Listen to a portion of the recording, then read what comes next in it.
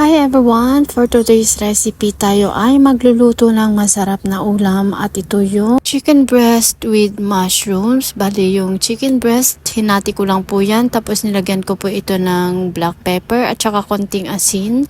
And then iprito lang natin po ito hanggang sa maluto. Bali both side din po yan and then set aside po natin at hiwa-hiwain ng katamtamang hiwa lamang.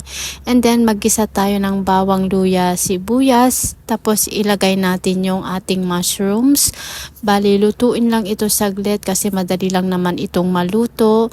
And then lalagyan din natin ito ng konting bell pepper para naman may kulay yung ating niluluto. And then ilagay natin yung ating napritong chicken breast kanina. Then lalagyan ng pampalasa katulad ng light soy sauce, oyster sauce at konting brown sugar. Optional lang po yon. And then lalagyan po natin ito ng onion leaves pang garnish at saka yung cilantro or coriander. At kung mahilig naman kayo sa spicy, pwede pong lagyan ng chili flakes or yung chili powder o kaya yung mga red or green chili na maanghang. Nasa inyo na po yun kung alin po yung gagamitin nyo.